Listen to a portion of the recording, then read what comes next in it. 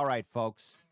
If you just recently watched our Belisarius video, it's time to celebrate. I got some Italian white wine here, and we're going to celebrate properly with a Roman triumph in order to display the great triumphs and glory and treasury that we stole and liberated from the vile barbarians and kings and tyrants that dare destroy the light of civilization. So listen, folks, this is from Historia Civilis, the Roman triumph. And you know what the rules are, you hip cool cats. Please, please, please, please support the original content creator because it's the right thing to do. It's the Roman thing to do. And so now's the time to celebrate and be merry. It is the year of the dragon, a year of good luck and fortune for you all. And so, since I humbly sit here, let us gather up the necessary things to celebrate a Roman triumph. Let us enjoy it together, and let us have a true Roman celebration for true Romans, a Roman triumph. And since I'm in charge of these ones and twos, let's get ready to play this video in a 3, a 2, a 1. You Roman hip cool cats. A little while ago, I went over the concept of the Pomerium, which was the invisible line that legally separated the city of Rome from the rest of the world. I mentioned how any unauthorized crossing of the Pomerium was a death penalty offense, and how even authorized crossings through one of the city's designated gates automatically transformed soldiers and generals back into private citizens. This legal mechanism basically made it impossible for Roman armies to enter the city with any legitimacy whatsoever. That is, save for one enormous exception. Today we're going to talk about that exception, the Roman triumph. Yes! I'm loving it already. The triumph was Rome's highest honor, and to a society absolutely obsessed with honor and dignity and authority, that's saying a lot. The triumph represents The triumph. Yeah, I'm a winner. Yeah. And I can't sing the song because of copyright. Being born, okay, mediocre. Not dying as a child and not dying in childhood, that's easy. Going to the Senate. Well, only a true Roman could go to the Senate, Praetor. Not bad. You're excelling. Council.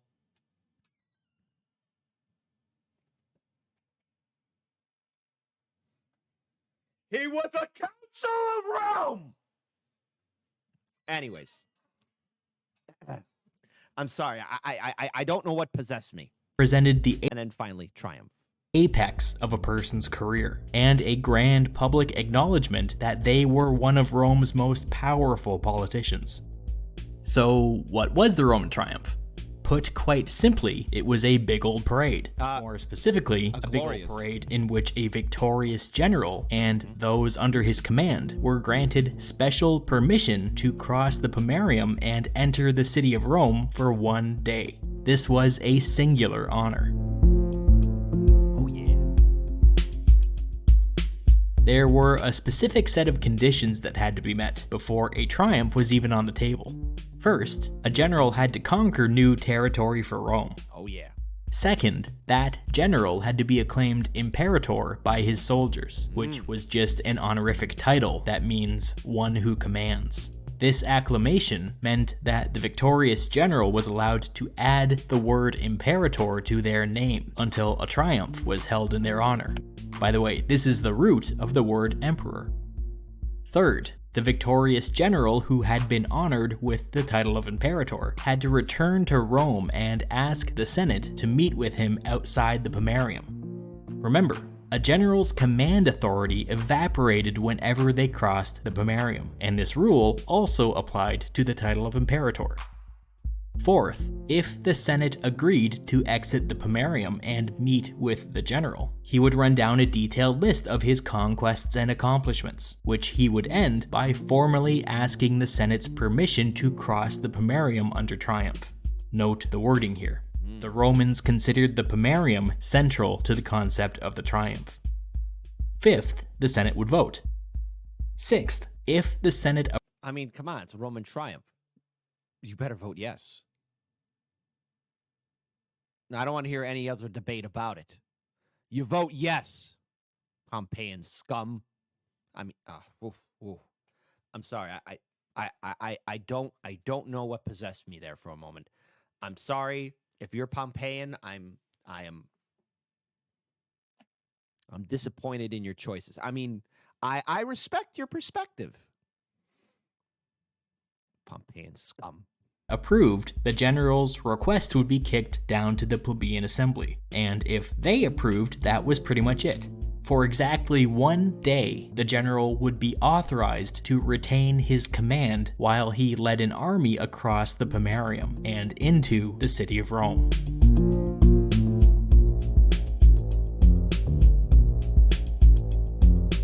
As you would imagine, this approval process could break down at any one of these steps. Plenty of generals conquered territory, but were never acclaimed imperator.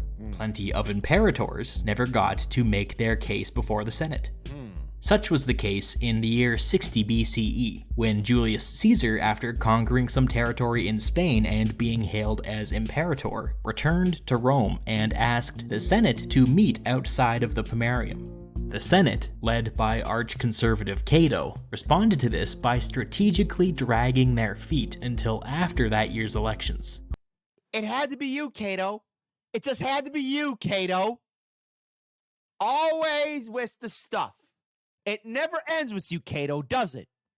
I mean, honestly, that's all you do. You drag your feet in the Senate. You know, we call you Dragon Feet Cato. Because you just keep on dragging your feet. Oh, boy, maybe I lived in another life where I was Julius. Oh, that'd be so cool. But obviously knowing how I died. But it would still be cool. But man, I'd be insulting Cato left, right, up, and down because that guy just thinks he just knows everything. I will keep my composure. I will keep my composure. I'm not being unbiased here. So before anyone types in the comment section below, you're being unbiased? No, I'm being factual.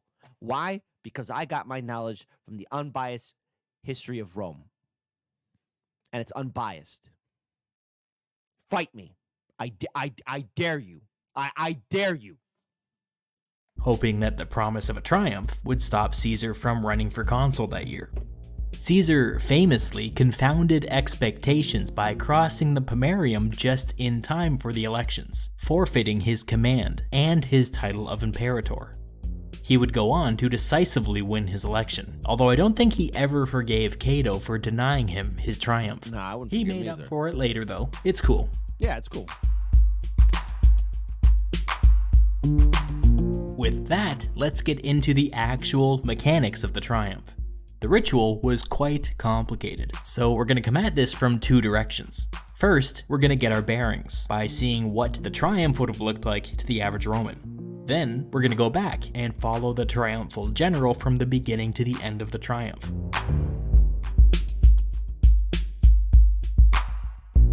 On the big day, the entire city basically shut down, and residents gathered along the pre-established triumphal route to watch the day's celebrations. The procession was basically split into 3 distinct stages. Stage 1. The first stage kicked off the triumph with a long line of wagons. The first of these wagons carried a bunch of 3-dimensional models and billboard-sized paintings showing off Rome's newly conquered territory. The average Roman would have been largely ignorant of the outside world, and so before the triumph could get into full swing, the public had to be taught what they were triumphing for. If possible, these wagons were usually accompanied by every exotic animal from the newly conquered territory that the triumphal general could get their hands on. The weirder, the better. Elephants and giraffes were... Yo, man, look at that thing. That's called an elephant. How do you know? Because I was paying attention as they were educating us, the uneducated plebeians, okay? So, mind you, yeah, elephants, they're large fire-breathing creatures that spew out fire from their noses.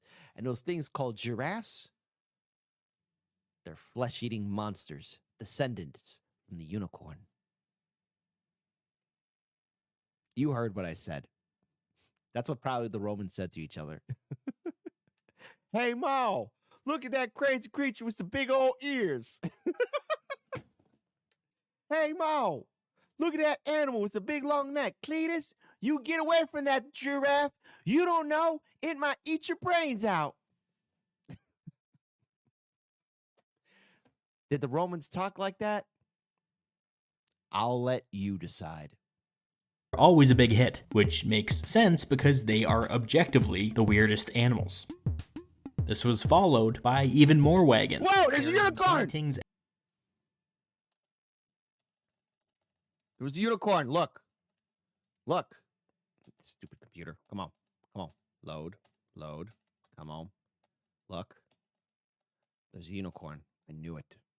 I effing knew it. I effing knew it. I love this channel already.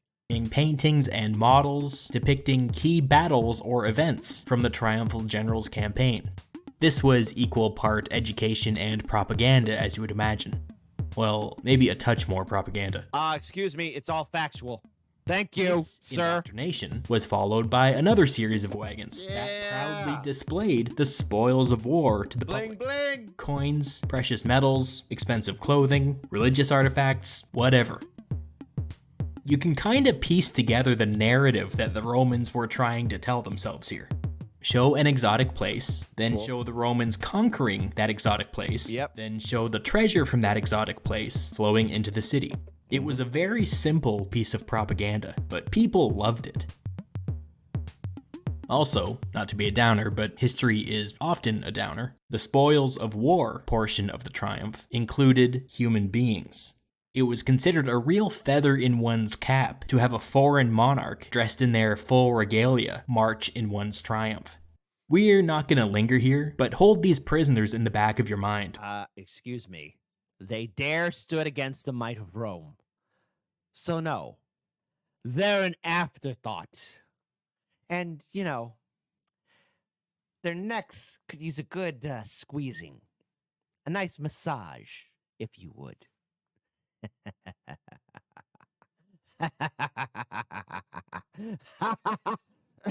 I mean, oh my goodness, how horrific. Anyways, because they're gonna come up again. That was it for stage 1 of the triumph, which, if we want to generalize, was basically the education/propaganda portion of the day's celebrations. Stage 2 was the main event. This was where the triumphal general, also known as the triumphator, there's your $10 word for the day, made his grand entrance. The triumphator appeared to the public in a special triumphal chariot, pulled by 4 white horses. This chariot was decorated in gold and purple, and affixed with charms to resist magical spells. much needed The because triumphator there were barbarians who practiced witchcraft from the east, from the west, especially in that foul land called Germania. Lousy Visigoths, Ostrogoths. The less said about those barbarians, the better. wore a very strange attire. His toga, which normally would have been white, had for this occasion been dyed completely purple. This may not seem that weird to us, but it was to the Romans. Purple was and is the color of royalty, and because of this, Rome's highest elected officials were allowed to wear a little purple stripe on their togas while they were in office. This stripe was a subtle nod to the fact that Rome's magistrates wielded the powers of the old monarchy, but any more purple than this was considered gauche and offensively anti-republican. And yet, during the triumph, the triumphator was permitted to make his grand entrance dressed head to toe in purple. The royal symbolism was unmistakable. And the symbolism didn't stop there. The triumphator's face would have been painted red, which was a reference to the red statue of the god Jupiter on the Capitoline Hill. True. Jupiter was the king of the gods, and the unofficial patron of the city of Rome. It was said that only the gods could violate Rome's pomerium, which I think explains this bit of roleplaying. If the triumph was ever considered religiously problematic, it seems like dressing up like Jupiter solved that problem. To cap things off, the triumphator also wore a crown made of leaves from a laurel tree. This was a thing that was loosely associated with the god Apollo, but the Greeks also had a tradition of giving these crowns to winners of competitions, so it was generally associated with the concept of victory. In his hands, the triumphator carried a branch from a laurel tree and an ivory scepter. Taken as a whole, the triumphator appeared to the public as an almost king and an almost god. It was quite the thing to see. Behind the triumphal chariot, men and women from the triumphator's extended family had their moment in the sun. The triumph was considered so prestigious that even this brief appearance was enough to kickstart some of the younger male relatives' political careers. This Hashtag, let's make Rome great again. Option was not available to the women, and so if they were introduced to the public, it was usually in the context of them being a virtuous wife or mother. The third and final stage of the triumph belonged solely to the triumphator's army. When the Senate and people of Rome gave a general permission to cross the Pomerium and enter the city, they implicitly gave the same permission to the army that had hailed him imperator in the first place. After years on campaign, this army would have been pretty happy to be back in Rome, and discipline would have been virtually non-existent. One fun detail from this stage in the triumph is that as the soldiers marched, they sang rude or bawdy songs for the crowd. In an incredible stroke of luck, we actually have the text to one of the songs from Julius Caesar's triumph in 46 BCE. Every translation of this song is wildly different, but it basically went something like this. Romans, watch your wives. Here's the bald adulterous whore. We pissed away your gold in Gaul and come to borrow more. Yes. Caesar, of course, was the bald. Romans, watch your wives. Here's the bald adulterous whore. We pissed away your gold and come to borrow more. Romans, watch your wives. Hey, here's the bald adulterous whore. Pissed away your gold and come to borrow more. Hey, sing it again. Sing it again. Hey, sing it again. Hey. Sing it again, hey, hey, hey, Romans, watch your wives. Here's the bald adulterous whore. Oh, I got that long hair, baby. I ain't bald no more. We pissed away your golden gall and come to borrow more. Sing it again, we pissed away your golden gall and come to borrow more. We pissed away your golden gall and come to borrow more. Romans, watch your wives. Here's the bald adulterous whore. F you, barbarians. F you, Germania. Gaul had it coming. Attila should be killed immediately when he's a baby. Aurelian is a saint. Constantine is the Great. Julius Caesar was wrongly murdered. Trajan is honorable. Augustus set the standard. And Maximus, you dreamt of Rome. I hope you enjoyed that song. Bald adulterous whore. Some translations use a different word in the pissed away your gold line, implying that the gold was spent on prostitutes, if you know what I mean. Oh yeah. As you can see, these songs were extremely disrespectful to both the triumphator and to the people of Rome. But they were also funny, and this kind of open rudeness was tolerated and even expected when an army returned to Rome under triumph. So, that's the 3 stages of the triumph as seen by the average person. Glorious. Now, let's rewind and follow the triumphator step by step through their day. In the early morning, everybody participating in the triumph met outside the Pomerium on the campus marshes. Good morning, everybody. We got ourselves a big, glorious day. And generals, captains, commanders, I want my soldiers to be in cadence. I want them to be rude, and I want them to sing all the most foul, dirty songs ever. But I want to make sure they got a full breakfast. I want to make sure that they're clean. You know, they're clean shaven. They look respectable because they are respectable gentlemen. And I know that most of the time they never swear. And they never spend their money on the hookers or anything else of that nature. But I want to make sure they got a good breakfast, that they're clean, that they're well taken care of. And I want to make sure that they're in cadence, because my lovelies always speak in cadence. And I want to make sure that they're on point. These songs better be glorious. As for my family, young men, you better be spreading out that hashtag, make Rome great again. Women, be virtuous, but do not speak. And everybody else, just keep being awesome. On a tiny, conveniently located... Boy, I'm gonna rewind that, but hang on. I think I might have been Julius Caesar in another life. I'm so sorry. I'm so sorry. race outside the... In the early morning, everybody participating in the triumph met outside the Pomerium on the campus marshes, on a tiny, conveniently located racetrack called the Circus Flaminius. When the wagons and the animals and the soldiers were all in the right order and ready to go, the Triumphator mounted his gold and purple chariot, and they were off. There's some fragmentary evidence that suggests that a slave may have rode behind the Triumphator on his chariot for the duration of the triumph. If this was in fact the case, they may have been responsible for holding a golden crown above the Triumphator's head, while they Sir, my arm's getting tired. I didn't recall asking you to speak. Whispered a phrase into his ear. There are a bunch of different versions of what this phrase may have been, but it would have been something like, "Remember, you are human." The reason I didn't mention this before is because if this was a thing that happened at all, it was probably a later invention that only existed for like 10% of Rome's triumphs, and even that... Marcus Aurelius, a wise man. Your son Commodus destroyed Rome. And Maximus believed in the dream. That evidence is inconclusive.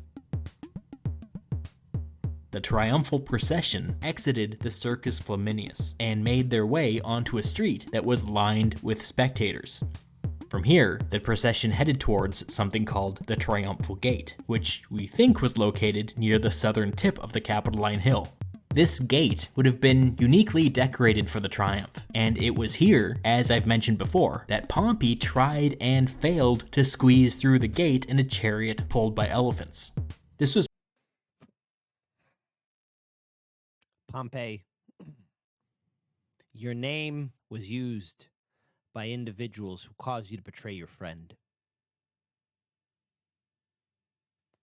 And to die in Egypt. Camel by camel. It was not right.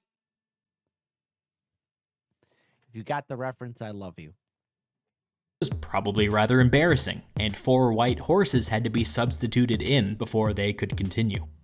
Inside the Pomerium, the triumphal procession slowly snaked its way through the streets, towards Rome's most famous racetrack, the Circus Maximus. When they reached the racetrack, the entire triumphal procession went inside and did a few laps before an overflowing crowd. Even the most conservative estimates say that the building probably accommodated at least 150,000 spectators, which means that if the Circus Maximus were still in use today, it would still be the highest capacity sports arena in the world. When the Triumphator made his entrance, the roar from the crowd would have been audible throughout the entire city. From the Circus Maximus, the triumphal procession followed the base of the Palatine Hill, deliberately tracing the path of Romulus's original Pomerium from when he founded the city. In time, the procession reached the Via Sacra, or the Sacred Road. This was one of Rome's main arteries, and, as the name implies, home to its most significant religious buildings. Rome's richest citizens would have waited to see the triumph on the Via Sacra, just so they didn't have to rub elbows with the plebs down in the Circus Maximus. Yeah, man, you can't be with those poor people. Come on. Be with the poor people? Maximus. This road headed straight into downtown Rome, which is where the procession finally came to a halt, right in front of a building called the Temple of Jupiter Optimus Maximus, which means exactly what you think it means: Jupiter, the best and greatest. I said earlier that those prisoners from stage 1 of the triumph were gonna come up again, and that time is now. When the triumphal procession stopped at the temple of Jupiter Optimus Maximus, most of the prisoners from earlier in the triumph were pulled aside and ceremonially strangled in front of the crowd. Sorry, editor, you're gonna need to delete that laugh. Hang on. Oh no, what a tragedy. Anyways, hold on. We'll do the proper reaction in 3, 2, 1. Oh, those poor people being strangled. They had it coming. They all had it coming. Let's be real. This was a horrific tradition. By the standards of today, it was a war Debatable. crime, performed as part of a religious ceremony, before cheering crowds. It's repulsive. Even back in those days, non-Romans considered this aspect of the triumph unusually cruel. Many people opted to kill themselves, just so they wouldn't have to go through the humiliation of being ceremonially murdered in a Roman triumph. I don't want to get totally sidetracked here, but Romans usually took care not to execute people within the Pomerium. So it's strange that they didn't even blink an eye at mass executions during a triumph. Also, it's awfully suspicious that the executions happened to take place at the foot of the temple to Jupiter Optimus Maximus. The Romans liked to say that they didn't believe in human sacrifice, but I don't think it's going too far to say that this feels a little human sacrificey. Once the senseless killing was over with, the Triumphator got down off the chariot and ascended the steps to the temple. There, with Rome's highest religious officials, he sacrificed 2 white bulls to the god Jupiter. Again, noteworthy that this happened only minutes after the execution of the prisoners outside. This animal sacrifice was the climax of the Roman triumph. By now, it would have been pretty late in the day, so Rome's bigwigs hosted a big formal feast for the Triumphator, while the crowds went home and had feasts of their own with friends and family. That night, after way too much eating and drinking, lictors and musicians escorted the Triumphator to his home. The moment the sun rose the next day, the Senate's permission to cross the Pomerium expired. Since the ex-Triumphator probably lived within the Pomerium, that meant that their military command instantly evaporated, just like it would have for any other general within the Pomerium. The ex-Triumphator was a private citizen again. But the festivities weren't over. There would be several more days of feasts and games and horse racing and all kinds of stuff. Literal bread and circuses. Most of this would have been at the ex-Triumphator's personal expense, which, for this moment, made him the most popular person in Rome. It's like that scene from Mr. Burns, like from The Simpsons, where Mr. Burns was hosting a baseball game and drunk Lenny, went to say, "Hey, thanks, Burns, for giving us a great time. Yeah!"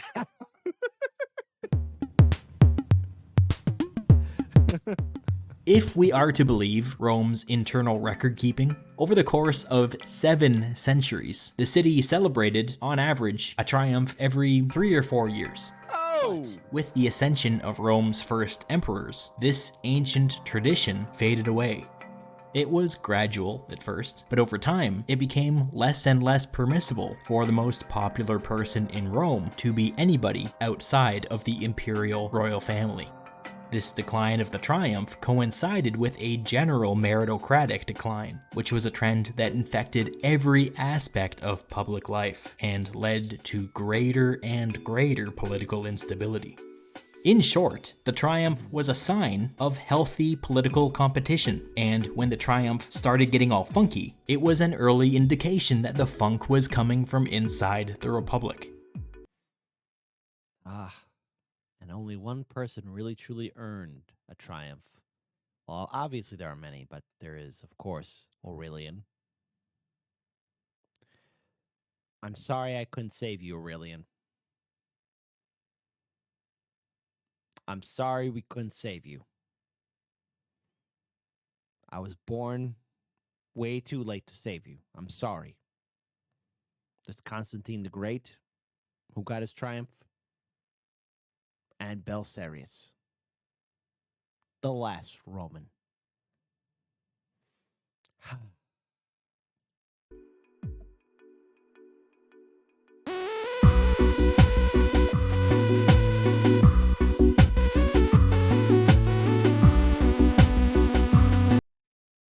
All right. What do we learn here? That the Roman triumph was glorious and that there was no problematic issues in it whatsoever. That the Roman triumph was about showing about the glory of Rome and the great foreign leaders that were treated with respect, and seeing his noble soldiers, especially of the imperator, speak wholesome, family-friendly songs. In fact, you know what? Again, it's just important to note that we need to remember that, of course, these songs are about family-friendly. They're about being glorious. And I think it's important we hear it again. Everybody, clap your hands. Clap your hands. Oh, yeah. Romans, watch your wise. Here's the bold adulterous whore. We pissed away your golden gall and come to borrow more.